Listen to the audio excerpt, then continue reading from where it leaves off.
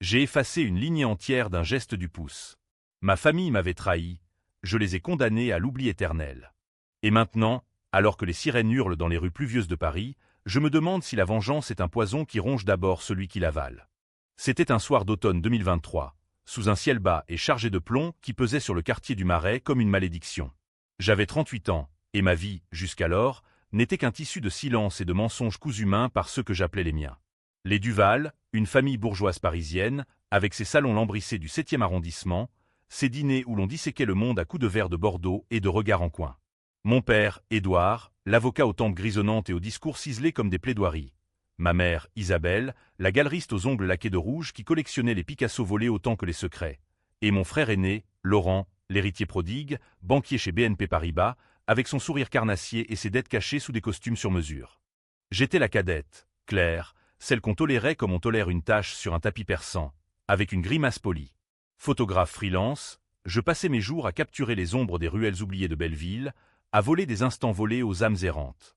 Mes images vendaient bien dans les petites galeries de Montmartre, mais pour les Duval, cela ne comptait pas du vent. Claire, du vent, disait père en riant, un verre à la main. Mère hochait la tête, ses perles de culture oscillant comme des pendules funèbres. Laurent, lui, me tapotait l'épaule en murmurant « Un jour, petite sœur, tu comprendras le vrai pouvoir. » Le vrai pouvoir. Ces mots résonnaient encore dans ma tête ce soir-là, alors que je fixais l'écran de mon téléphone, exilé dans un café miteux de la rue des Rosiers. La réunion familiale annuelle battait son plein dans l'hôtel particulier familial, un rituel où l'on scellait alliance et trahison autour d'une dinde rôtie et de toast au foie gras.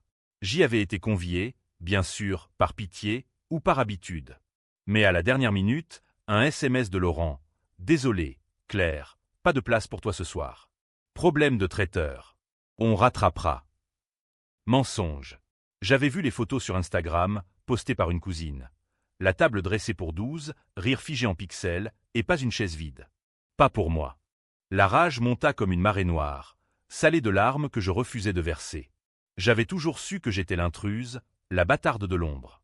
20 ans plus tôt, lors d'un divorce houleux que personne n'évoquait jamais, père avait confessé dans un moment d'ivresse. « Tu n'es pas du sang Duval, Claire. Ta mère. » Une erreur de jeunesse. Isabelle n'était pas ma mère biologique. Pourtant, j'avais tout donné pour m'intégrer. J'avais effacé mes rêves italiens pour endosser le nom Duval, appris à naviguer les salons où l'on chuchotait sur les fortunes des Rothschild. Et ce soir-là, exclu comme une mendiante de la porte d'un bal masqué, je sentis le fil se rompre. Mes doigts tremblants tapèrent un message, non pas à Laurent, mais à un contact enfoui dans mes archives. Maître Bertrand, l'avocat que père avait jadis engagé pour régler des affaires troubles. Envoyez-moi le dossier L. Duval. Tout. Immédiatement. Le dossier arriva 1 heure plus tard. Un PDF lourd de 200 pages, scellé par un mot de passe que j'avais deviné, mon propre anniversaire, ironie du sort. Je l'ouvris dans la pénombre du café, le cœur battant comme un tambour de guerre. Et là, sous les néons jaunâtres, le monde bascula. Les premières pages étaient anodines. Contrats immobiliers, fidélisation fiscale. Puis, page 47, le venin. Laurent n'était pas le fils légitime d'Édouard. Ma mère biologique, l'italienne, avait été payée pour disparaître, mais avant cela, elle avait conçu Laurent avec un autre, un politicien corse, impliqué dans des affaires de blanchiment. Édouard l'avait reconnu comme sien pour sauver les apparences, pour gonfler l'héritage familial. Mais il y avait plus, un accident en 2005, une voiture percutée sur l'autoroute A6, près d'Avignon. La conductrice, une jeune femme nommée Sophie, la secrétaire de Laurent, avait succombé sur le coup. Laurent était au volant, ivre, fuyant une soirée arrosée à Cannes. Édouard avait étouffé l'affaire, faux témoignage, pot de vin à la police, et moi. Moi, Claire, j'avais été la bouc émissaire. J'avais 18 ans à l'époque. Étudiante en art à la Sorbonne, je rentrais d'un week-end en Provence quand on m'avait accusé. Tu as pris la voiture de ton frère, Claire. Tu étais saoul. Les bleus sur mes bras, des égratignures de tes escapades. J'avais passé 3 mois en détention provisoire, libéré faute de preuves solides, mais marqué à vie. Mon dossier judiciaire, une tâche indélébile qui avait torpillé ma carrière naissante. Et tout ça pour protéger Laurent, le prince héritier. La nausée me submergea. Je relus les pages, les mains moites, tandis que le serveur polonais me jetait des regards obliques. Phénomène de l'argent, écrivait l'avocat dans une note marginale. La famille Duval paie pour laver les péchés des siens. Claire, innocente, porte le fardeau. Innocente. Ce mot, si longtemps nié, me brûla comme de l'acide.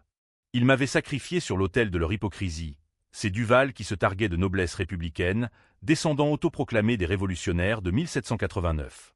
Je quittai le café à minuit, la pluie fouettant mon visage comme des gifles divines. Paris, ma ville, se muait en labyrinthe hostile. Les pavés glissants de la Seine reflétaient les lumières des bateaux-mouches, ironiques dans leur festivité. Je marchai jusqu'à l'appartement que je louais rue de Birague, un 2 pièces exigu avec vue sur les toits en zinc. Là, seul avec mes ombres, je commençai à ourdir. Pas une vengeance spectaculaire. Non, les Duval méprisaient les éclats. Non, une vengeance française, subtile, empoisonnée de paperasse et de murmures, qui rongerait de l'intérieur comme un ver dans une pomme. Le lendemain, je contactai un hacker freelance rencontré lors d'une expo à Pigalle. Un gamin de banlieue, tatoué de circuits imprimés, qui se faisait appeler le fantôme. Pour 5 000 €, payés en crypto, il infiltra les comptes de Laurent, email, transfert bancaire, même les caméras de surveillance de son bureau. Ce que nous découvrîmes surpassait mes pires cauchemars. Laurent n'était pas seulement un adultère chronique. Il blanchissait de l'argent pour un cartel marseillais, utilisant les galeries de mer comme prête-nom. Père savait. Pire, il participait, couvrant les traces avec ses plaidoiries virtuoses. Et moi? J'étais la caution morale, l'innocente qu'on exhibait pour laver leur image. Les jours suivants s'écoulèrent dans une brume de paranoïa. Je dormais peu, hanté par des visions de Sophie, cette ombre sans visage dont le fantôme me visitait dans les miroirs fêlés. Je compilais les preuves. Capture d'écran, relevés falsifiés, enregistrement volé où Laurent riait de l'idiote de sœur qui avait porté le chapeau. Chaque nuit, je relisais le dossier, gravant les noms dans ma mémoire comme des tatouages invisibles. Isabelle, ma mère, avait même signé un chèque pour les avocats qui m'avaient défendu, un geste de charité calculé, pour apaiser sa conscience. Un mois passa. La Noël approchait, avec ses guirlandes factices sur les Champs-Élysées. Laurent m'invita à une réconciliation au Café de Flore, prétexte pour me soutirer une signature sur un prêt familial. Je vins, maquillé comme pour un enterrement, un sourire plaqué sur les lèvres. « Petite sœur, on a été dur », dit-il, ses yeux fuyant vers son Blackberry. Mais la famille, c'est la famille. Je hochai la tête, sirotant un café amer. Sous la table, mon pied effleura le sien. Un geste fraternel, fin. À l'intérieur, je bouillonnais. Ce porc, ce menteur, qui avait volé ma vie pour engraisser la sienne. C'est là que je plantai la première graine. Et si on faisait une thérapie familiale? Proposai-je, voix douce comme du miel empoisonné. Il rit, mais accepta, vanité oblige. Les séances commencèrent en janvier, chez un psy branché du 16e, un certain docteur Moreau, avec son divan en cuir et ses silences pesants. Je jouais mon rôle à la perfection, la victime blessée, larmoyante, qui pardonnait tout. Père s'attendrissait, tapotant ma main ridée par les ans. Mère offrait des regards compatissants, masquant son mépris. Laurent, le roi, trônait, racontant ses erreurs de jeunesse, sans un remords. Mais j'enregistrais tout. Le fantôme piratait les notes du psy, et bientôt, j'eus un arsenal. Confession à demi-mot sur l'accident, allusion aux affaires louches. Assez pour un article anonyme dans le Canard enchaîné, ce journal satirique qui adore écorcher les puissants. Je l'envoyai à un journaliste contacté via un forum dark web, un insider familial balance sur les Duval. L'article parut en mars, titré « Les Duval, dynastie du crime en col blanc ». Pas de nom direct, mais des sous-entendus acérés comme des scalpels. Les actions de la banque de Laurent chutèrent de 3%. Père hurla au scandale lors d'un appel frénétique. « Qui a fait ça, Claire? Tu sais quelque chose ?» Je feignis l'innocence, les yeux écarquillés. « Moi? Père, comment osez-vous » À l'intérieur, un feu purificateur. Mais ce n'était que l'appétit flèche. La vraie tempête se préparait pour l'été, quand les vacances familiales à Deauville deviendraient mon tribunal personnel. Les sables de Deauville s'étendaient comme un linceul pâle sous le soleil impitoyable de juillet 2024. La villa des Duval, les flots bleus, perchés sur les dunes, était un bastion de luxe normand. Volets verts, piscine à débordement face à la Manche, et un personnel muet comme des tombes. Chaque année, c'était le pèlerinage obligatoire, où l'on pansait les plaies de l'hiver avec du champagne millésimé et des parties de bridge truquées. Cette fois, j'y arrivais avec un bagage invisible, une mallette numérique bourrée de dynamite. Laurent m'avait récupéré à la gare de Trouville, sa Mercedes ronronnant comme un félin repu. « Content que tu viennes, Claire. On va recoller les morceaux. » Son sourire était un masque de cire, craquelé aux commissures. Je montai, le cœur serré dans un étau. En route, il parla de ses promotions, de sa fiancée potentielle, une héritière belge aux yeux de biche. Je hochai la tête, murmurant des félicitations vides. Sous mon chemisier de lin, un micro-cravate, cadeau du fantôme, capturait chaque syllabe. À la villa, l'accueil fut tiède, bise sur les joues, verre de kir offert par les domestiques. Père, en polo Lacoste, me serra l'épaule. Tu as l'air en forme, ma fille. Mensonge poli, mes cernes étaient des abysses. Mère, drapée dans une robe de soie crème, inspecta mon tailleur comme un douanier. Paris te rajeunit, Claire. Laurent, déjà au téléphone, aboya des ordres à son assistant. La soirée s'étira en apéritif sur la terrasse, le vent salin charriant des effluves de marée basse. On évoqua l'article du Canard, une calomnie, bien sûr, grogna Père. Je bus en silence, observant leur tic. Le tic de Mère a tripoté son collier, le regard fuyant de Laurent vers la mer. La nuit tomba tôt, comme un rideau de velours noir. J'errais dans les couloirs lambrissés, fantôme parmi les portraits ancestraux, des Duval en perruque poudrée, yeux froids fixant l'éternité. Ma chambre, au dernier étage, surplombait les vagues écumantes. Là, je décompressais, connexion sécurisée au fantôme, upload des enregistrements. Bonne prise, répondit-il. La prochaine phase. Je souris dans le noir. La phase où l'on creuse les tombes. Le lendemain, excursion rituelle à Honfleur, ce port pittoresque aux maisons à colombages qui sentent le cidre et les regrets. Dans la Renault de famille, Laurent conduisait, Père à ses côtés dissertant sur les impressionnistes. Mère et moi à l'arrière, séparés par un océan de non-dits. Tu photographies encore?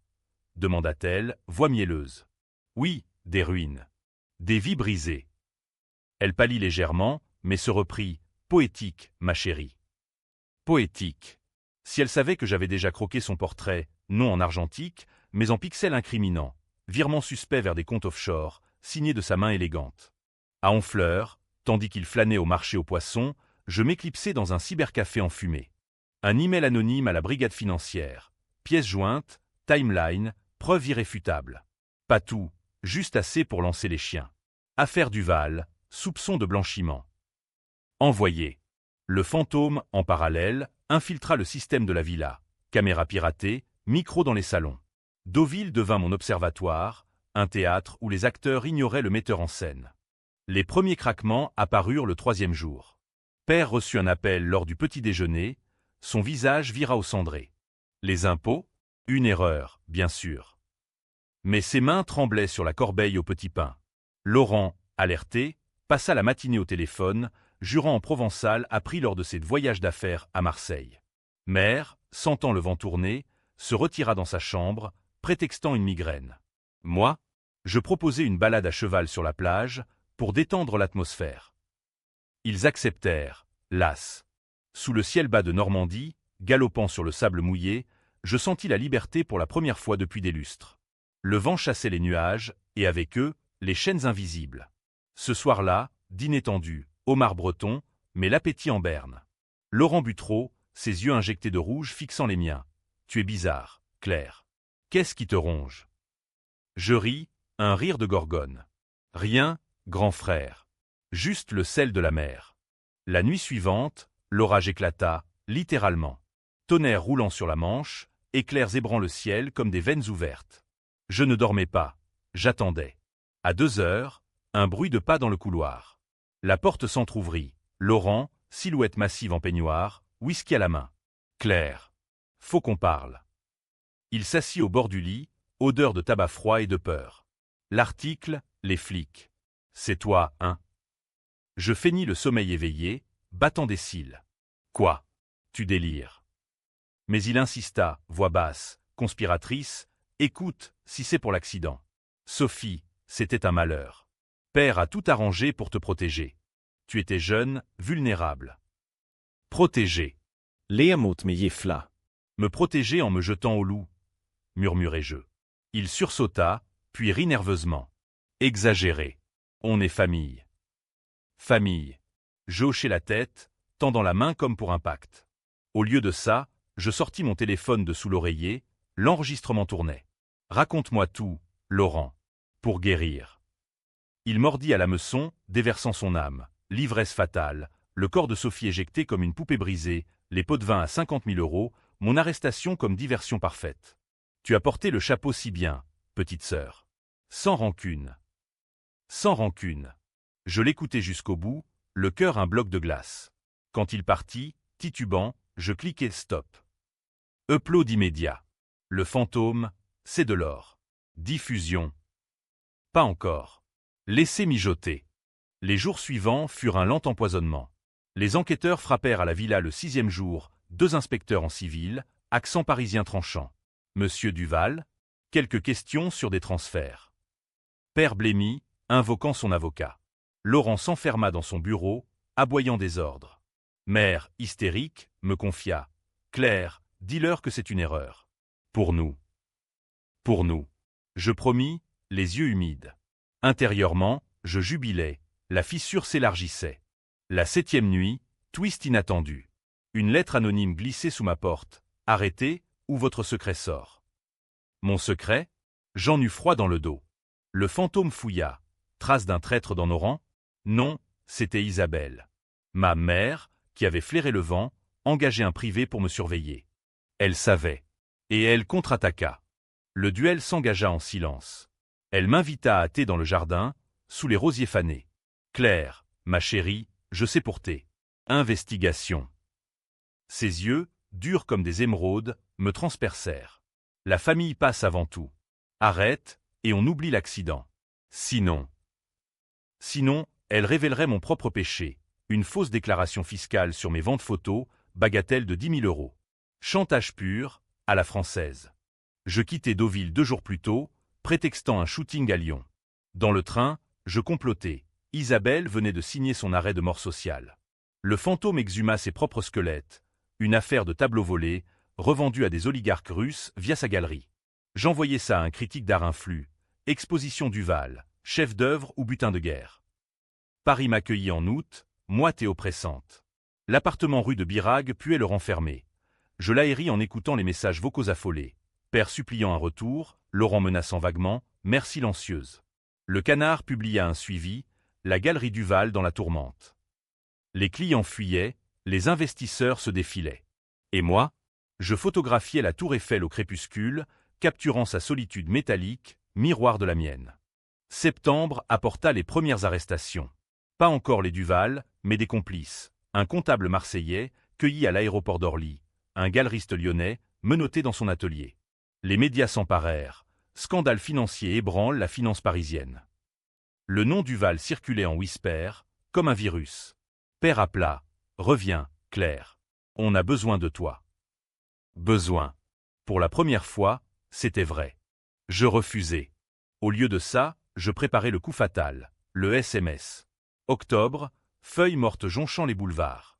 Réunion familiale extraordinaire convoquée, urgence absolue. J'y allais, la dernière des Duval, un fantôme en tailleur noir. Le salon lambrissé, tendu comme un tambour. Père, voûté. Mère, pâle comme un spectre. Laurent, les traits tirés, un verre éternel à la main. Claire, commença Père, voix chevrotante. On sait que c'est toi. Les fuites, les preuves. Pourquoi? Je m'assis, croisant les jambes avec grâce. Pourquoi? Parce que vous m'avez tué il y a 20 ans. Sophie est morte pour vos péchés, et j'ai payé. Silence de mort. Laurent bondit. Salope. Tu vas pourrir en tôle. Mère murmura. Pitié, Claire. Pitié. Je sortis mon téléphone, doigt d'encens sur l'écran. Le SMS partit. À tous les contacts. Journalistes, procureurs, même le président de la banque de Laurent. Pièces jointes. Tout. L'enregistrement de la confession, les virements, les faux. Les Duval tombent. Justice pour Sophie. Envoyé. Le chaos explosa. Portable sonnant, cris, père s'effondrant en sanglots. Mon Dieu, Claire. Laurent me gifla, mais je ne sentis rien. Mère hurla, traîtresse. Traîtresse. L'ironie me submergea. Les sirènes des flics hurlèrent dans la nuit d'octobre, un chœur infernal déchirant le silence du 7e arrondissement.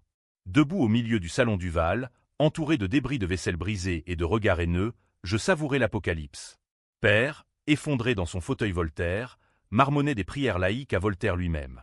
Mère, adossée au mur lambrissé, serrait son collier de perles comme un rosaire païen, les yeux exorbités par l'incrédulité. Laurent, le collier rouge de la gifle qu'il m'avait asséné, tempêtait au téléphone. Avocat. Tous ici, maintenant. Mais il était trop tard. Mon SMS, ce missile de 160 caractères, avait déjà atterri dans les boîtes des puissants et des curieux. Le Canard enchaînait le premier, une édition spéciale en ligne, à 23h47, titrée « SMS fatal », les Duval démasqués par leur propre sang. Les pièces jointes, audio cristallin, PDF irréfutable, se propageaient comme une traînée de poudre sur les réseaux. Twitter, ou X, comme on l'appelait désormais, s'enflamma, Duvalgate trending, avec des mèmes de famille en carton-pâte s'effondrant sous leur propre poids. Justice poétique, tweeta un influenceur de gauche. Chasse aux sorcières bourgeoises, riposta un autre, conservateur. Les keufs arrivèrent en trombe, gyrophares bleus dansant sur les façades haussmanniennes. 3 voitures banalisées, 6 inspecteurs en civil, menottes cliquetant comme des castagnettes macabres. Monsieur Laurent Duval, vous êtes en garde à vue pour homicide involontaire et blanchiment. Il se débattit, crachant des insultes en latin de cuisine appris à Sciences Po. Père tenta une plaidoirie improvisée. Messieurs, c'est une erreur familiale, rien de plus. Mais le chef d'équipe, un colosse auvergnat, l'interrompit, Monsieur Édouard Duval, suspicion de complicité. Et vous, Madame Isabelle, recel d'œuvres d'art volées. Moi, on me mena en salle d'interrogatoire adjacente, non pas en suspecte, mais en témoin clé. Mademoiselle Duval, ou devrais-je dire Rossi? Demanda l'inspectrice, une brune aux yeux de fouine, feuilletant mon dossier.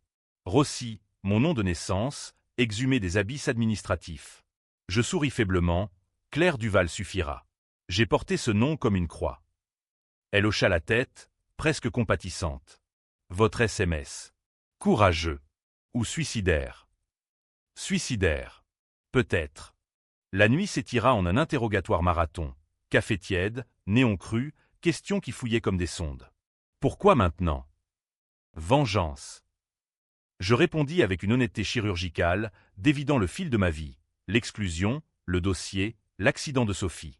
L'inspectrice nota tout, ses stylos grattant le papier comme des griffes. À l'aube, on me relâcha, témoin protégé, pour l'instant.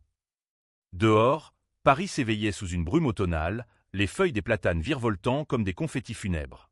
Les médias m'attendaient, flash crépitant, micro tendu comme des baïonnettes. Claire Duval, la vengeresse familiale, hurla un reporter de BFM. Je traversai le cordon, muette, le cœur un tambour de triomphe mêlé de vide. Taxi vers Belleville, mon refuge. Là, dans l'atelier encombré de pellicules et d'agrandisseurs rouillés, je m'effondrai. Pas de larmes, juste un rire, rauque, libérateur. J'avais gagné. Ou perdu. Les semaines suivantes furent un tourbillon judiciaire. Procès en première instance au palais de justice de Paris, ce mastodonte gothique où les échos des guillotines passés résonnent encore. Laurent, incarcéré à Fresnes, comparaissait pour l'homicide, plaidoirie larmoyante sur un accident de la jeunesse, mais l'audio de sa confession, diffusé en direct par une fuite magistrale. Merci, fantôme, c'est là son sort. 15 ans, dont 5 avec sursis. Père, complice, écopa de 3 ans probation et une amende à 7 chiffres. Mère, la galeriste voleuse, ferma boutique, saisie des œuvres, scandalum magnatum plaidé par un avocat flamboyant. Et moi, citée comme plaignante, puis comme héroïne malgré moi. Les féministes me portaient au nu, Claire Duval, icône de la revanche sororale. Les conservateurs me lapidaient, destructrice de famille, traîtresse au sang. Débat enflammé sur CNews, la vengeance est-elle un droit? Une chroniqueuse, une blonde siliconée, tonna. Elle a assassiné l'unité familiale pour un caprice. Un sociologue marxiste rétorqua. C'est la révolte contre le patriarcat bourgeois. Je lisais tout, incognito dans des bistrots anonymes, un verre de pastis à la main, breuvage provençal pour noyer les doutes. Mais la vengeance, cette amante froide, avait ses propres exigences. Le fantôme, payé grassement, disparut dans les brumes du dark web, me laissant un dernier message. Gaffe-toi, Claire. Les Duval ont des tentacules. Il avait raison. Fin novembre, une tentative d'intimidation. Un voyou masqué, surgi d'une ruelle près de la Bastille, me plaqua contre un mur, couteau sous la gorge. Arrête les conneries, ou c'est Sophie 2.0. Sophie. Le nom me galvanisa. Je lui crachai au visage, le genou dans les couilles. Il s'enfuit, boitant. Police alertée, mais pas de piste. Ordre venu d'en haut, murmura l'inspectrice. Noël approcha, sinistre parodie. Pas de réunion familiale cette année. À la place, une convocation au parloir de Fresnes. Laurent, derrière la vitre blindée, avait perdu son éclat, joues creuses, yeux injectés. Claire. Tu m'as tué. Sa voix, déformée par le combiné, suintait le fiel. Mais pourquoi Sophie? Elle n'était rien. Rien. Une vie entière réduite à un néant. Pour toi, peut-être. Pour moi, elle est la raison. Il rit, amer. Tu es comme nous, au fond. Un monstre en robe de chambre. Peut-être. Je raccrochais, le cœur cognant. Dehors, neige rare sur Paris, couvrant les haussmanniens d'un voile pudique. Je marchais vers Notre-Dame, cathédrale en échafaudage éternel, et priais, non à Dieu, mais à l'ombre de Sophie. Justice rendue. Mais le doute s'insinuait. Et si Laurent avait raison, étais-je leur miroir déformant, une Duval malgré moi? Janvier 2025 apporta le twist. Une lettre de l'avocat de père, non pas menaçante, mais suppliante. Rencontre. Secret de famille. Intrigué, j'acceptai un salon discret de l'hôtel de Crillon, lustre en cristal et murmure feutré. Père arriva seul, vieilli de 10 ans, canne en acajou cliquetant. Assieds-toi, Claire. Sa voix, brisée. Il y a un secret plus profond. Sur ta mère. L'italienne. Ma mère. Elena Rossi, morte d'un cancer à Milan, 1995. Elle n'est pas morte, murmura-t-il. Le monde chancela. Vivante. À Florence. J'ai payé pour qu'elle disparaisse, pour te protéger d'eux. De Laurent. Protéger? Il n'est pas ton frère, Claire. Mais le fils d'Elena et d'un autre. Moi, j'étais l'amant trompé. Quand j'ai su pour l'accident, j'ai tout couvert pour la lignée, mais pas la mienne. La tienne. Mensonge? Vérité? Il tendit une photo. Une femme aux yeux verts comme les miens, ridée mais vive, dans un café toscan. Le choc me cloua. Vengeance bâtie sur du sable? Père implora. Va la voir. Pardonne-moi. Ou continue à détruire. Je quittai le Crillon, tête bourdonnante. Florence. Un train de nuit, billet réservé dans l'urgence. La ville renaissait au printemps, Arnaud scintillant sous les ponts. Je la trouvai dans un appartement exigu près du Duomo. Elena, 70 ans, cheveux blancs cascadants, peignant des natures mortes. Claire. Sa voix, accent chantant, brisa les digues. Les heures devinrent jours. Histoire déversée, la passion avec Édouard, la trahison avec le Corse, ma naissance comme encre. J'ai fui pour te sauver de leur poison. Laurent, son erreur, qu'elle avait abandonné bébé. Sophie, elle savait, avait même contacté les flics anonymement, mais ignoré. Je suis désolé, Figlia mia. Retour à Paris, avril pluvieux. Le procès en appel battait son plein. Laurent hurlait son innocence, père plaidait la clémence, mère, en liberté conditionnelle, vendait des bibelots pour survivre. Moi, j'hésitais. Continuer la croisade, ou lâcher prise, comme Elena le suppliait dans ses lettres, la vengeance est une chaîne. Brise-la. Mais le doute vira au cauchemar en mai. Une explosion, littérale.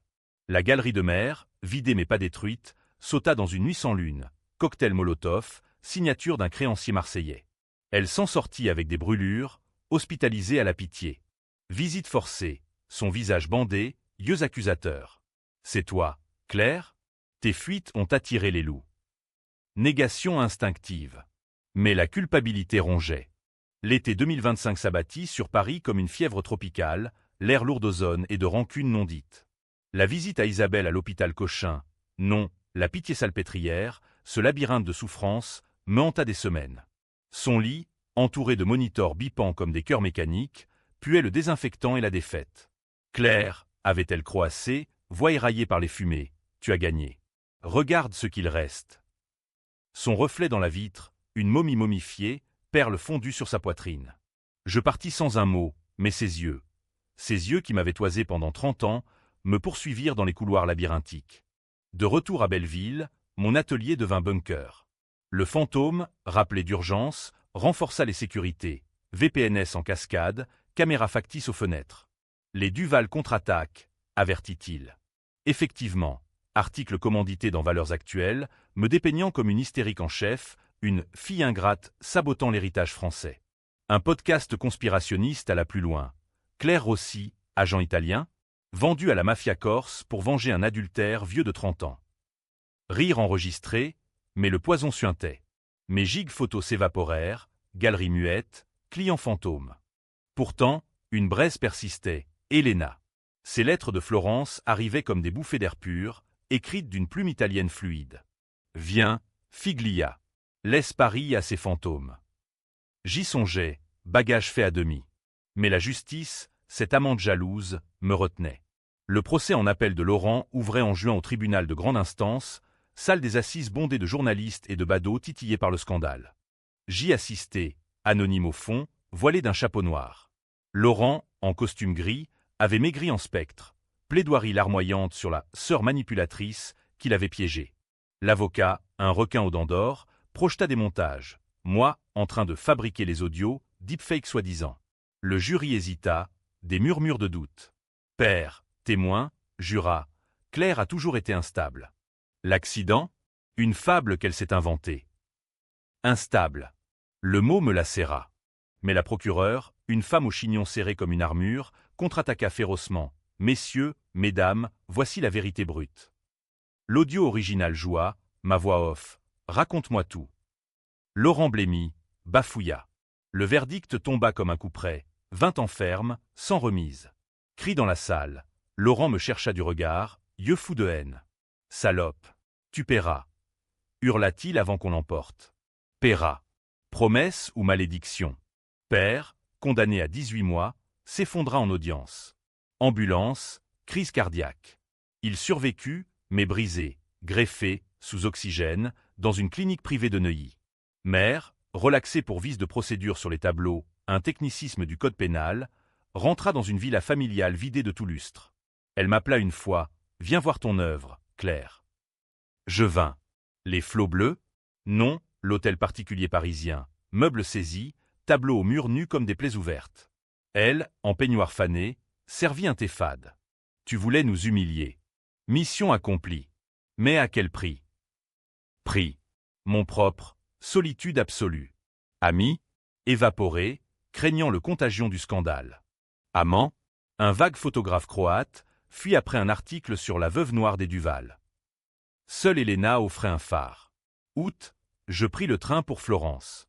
La cité Renaissance m'enveloppa comme un manteau chaud, olivrette ondulant sous le soleil toscan, duomo rose dominant les toits de tuiles.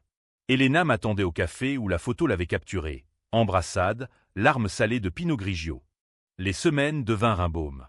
Atelier partagé, elle peignait, je photographiais. La vengeance est un feu, Claire, dit-elle un soir, sur la terrasse surplombant l'Arnaud. Il réchauffe, puis consume. Je hochai, mais le feu couvait encore. Nouvelle de France, père en soins palliatifs, refusant les visites, Laurent, en grève de la faim à Fresnes, menaçant un suicide spectaculaire. Mère, rumeur d'une overdose, fausse alerte, mais telle d'un désespoir rampant. Septembre, appel urgent, l'inspectrice. Claire, on a un tuyau. Le voyou de la ruelle, employé par votre frère. Dernier barou. Baroud. Laurent, depuis sa cellule, tirait encore les ficelles, un codétenu, ex-marseillais, lancé à mes trousses. La police l'intercepta, preuves accablantes. Un second chef d'accusation, tentative de meurtre. 25 ans. Triomphe amer. De Florence, je regardais Paris rapetisser à l'horizon, mais le passé collait comme de la poix. Elena proposa. Reste. Refais ta vie. Tentant. Mais une lettre de père arriva. Viens. Avant la fin. La fin. Je rentrai, avion Lecoste atterrissant à Orly sous un ciel d'octobre bas. La clinique de Neuilly, couloirs aseptisés, odeur de lysol et de regret. Père, relié à des tubes comme une marionnette détraquée, me tendit une main parcheminée. Claire. Pardon. Pardon. Le mot, si longtemps attendu, sonna creux. Pour Sophie. Pour toi. J'ai cru protéger la famille. Mais j'ai détruit la mienne. Il confessa tout, l'amour pour Elena, la jalousie viscérale envers le Corse, l'accident couvert pour sauver l'honneur. Tu étais la meilleure d'entre nous. J'ai fait de toi un bouc. Bouc. J'écoutais, impassible. Et maintenant, murmura-t-il. Maintenant, je vis. Il mourut 3 jours plus tard, paisiblement, un mardi pluvieux. Obsèques discrètes, chapelle de la Madeleine, une poignée de hypocrites en noir. Mère vint, veuve éplorée, me glissant un regard venimeux. Ton père est mort de toi. De moi. Peut-être. Héritage, un testament piégé, la fortune Duval, morcelée entre œuvres caritatives et dettes fiscales, me laissant des miettes, et la villa de Deauville, ironie suprême. Je la vendis, procède à une fondation pour victimes d'accidents routiers, nommée Sophie.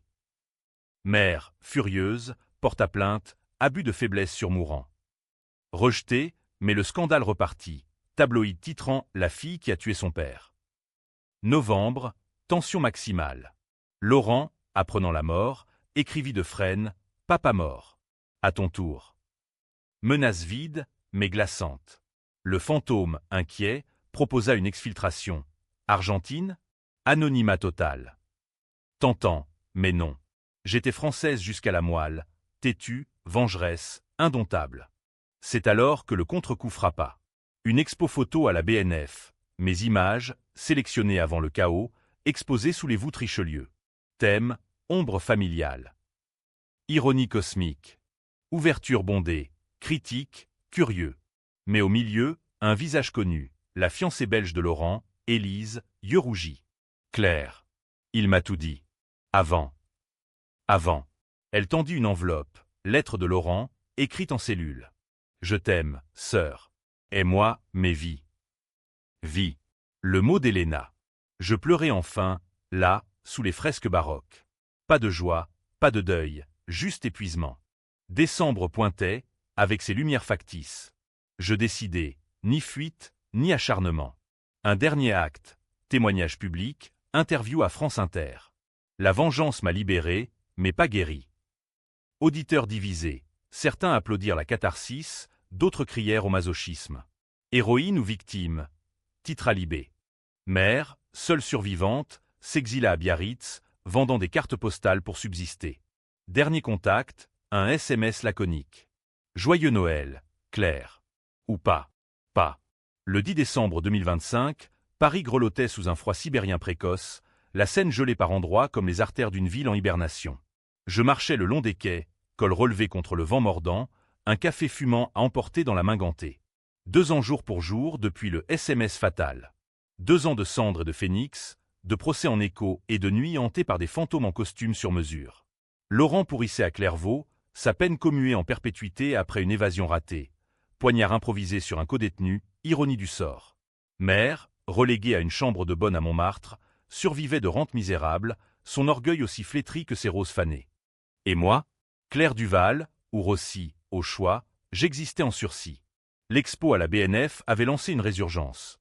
Commande pour des portfolios sur la mémoire fracturée, articles dans Le Monde comme la photographe des abysses familiaux. Héléna, de Florence, insistait « Reviens, Figlia. Construis, ne déconstruis plus. » J'y songeais, billet Eurail en poche. Mais Paris, cette garce infidèle, me retenait. Ses bistrots enfumés, ses disputes philosophiques aux terrasses, son pouls erratique. Ce matin-là, un appel inattendu. L'inspectrice, retraitée fraîchement. Claire, une dernière pièce au puzzle. Rendez-vous au Café des Fédérations, ce repère ouvrier du 15e. Elle arriva, écharpe mauve, un dossier sous le bras. Sophie. On a rouvert le cold case. Cold case. 20 ans après, ADN exhumé d'une mèche de cheveux accrochée au pare-brise. Pas d'ADN de Laurent. Mais un autre, inconnu au bataillon. Inconnu. Mon cœur s'emballa. Le chauffeur. C'était pas lui. Elle secoua la tête, gravité professionnelle. Preuve montre, Laurent a fui la scène. Quelqu'un d'autre a pris le volant après l'impact. Pour couvrir. Couvrir. Qui? Le dossier s'ouvrit, photo granuleuse d'une silhouette floue, mais les yeux. Verts. Comme les miens. Comme ceux d'Héléna. On a matché avec une base italienne. Votre oncle, frère de votre mère biologique. Un certain Marco Rossi, impliqué dans des affaires corses. Le monde vira au sépia. Héléna, au courant, elle avait fui, oui, mais en sachant, l'inspectrice haussa les épaules. Affaire classée sans suite pour Rossi senior. Il est mort en 2010, cancer. Mais le mobile, protéger la famille élargie. Laurent a appelé en panique. Marco a nettoyé. Point. Nettoyé. Sophie écrasée 2 fois, par 200 maudits. Je quittais le café, jambes en coton, direction l'aéroport. Vol pour Florence, urgence vitale. Héléna m'accueillit, sourire ridé, mais je vis le voile dans ses yeux. Figlia, qu'est-ce qui t'amène si vite?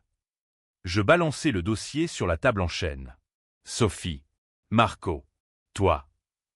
Silence, puis aveu cascadant comme un torrent. J'ai su après. Laurent a appelé Marco, paniqué. Mon frère. Il a tout pris sur lui, pour le silence. J'ai payé le prix en fuyant. Fuyant. Pas pour me protéger, pour enterrer le secret. La trahison, cette hydre, repoussait des têtes. Elena, ma mère tant rêvée, complice malgré elle. Pardon, Claire. La famille italienne. On protège les siens, même les monstres. Monstre. J'étais elle? Étais-je? Je partis sans un mot, errant les rues de Florence. Ponte Vecchio bondé de touristes, Duomo indifférent. Nuit à l'hôtel, vin rouge pour noyer les visions. Sophie agonisante, Marco au volant, Laurent riant. Retour à Paris, décembre glacial. Décision, la twist finale, celle qui diviserait les âmes. Pas un meurtre, trop vulgaire. Non, une révélation publique. Livre? Non. Podcast? Trop éphémère. Une expo immersive, Duval, Rossi, sang et ombre. À la Gaîté Lyrique, ce temple digital du 3e. Ouverture le 20 décembre, invitation à la presse, aux survivants. Le vernissage fut un cirque. Flash, micro, Élise l'a ex-fiancée en larmes. Mes photos, l'accident reconstitué en diptyque, confession audio en boucle, le SMS encadré comme une relique. Au centre, 2 portraits, Laurent, père, yeux hantés, Elena, sourire forcé. Légende, la vengeance révèle les monstres en nous tous. Réaction? Tempête. Libé, catharsis magistrale, Claire Rossi brise les chaînes du silence. CNews, exhibitionnisme pathétique, elle salit encore les tombes. Sur X, guerre ouverte. Team Claire vs Duval victime, avec des traites interminables sur la famille vaut-elle le pardon. Une psy invitée sur France Culture. C'est thérapeutique ou exhibitionniste? Les lecteurs jugeront. Mère vint incognito, silhouette voûtée dans la foule. Elle s'approcha du portrait d'Isabelle, autophoto, brûlure cicatrisée. Bravo, Claire. Tu as tout pris. Sa voix, un murmure de défaite. Je la regardai, sans haine. Et toi? Que as-tu gardé? Elle partit, dos courbé. Et moi? Debout à la fenêtre, regardant les lumières de la ville, je sus, la vengeance avait eu son dû. Pas de happy end hollywoodien. Non, un épilogue français, ambigu, ouvert au vent du débat. Ai-je bien fait? Détruit pour renaître? Les critiques diraient oui, les traditionalistes non. Mais dans le silence des toits en zinc, je respirais libre. Pour la première fois. Fin ou commencement? À vous, lecteurs, de trancher. La famille est un piège doré. La rupture, une lame aiguisée. J'ai choisi la lame. Et vous?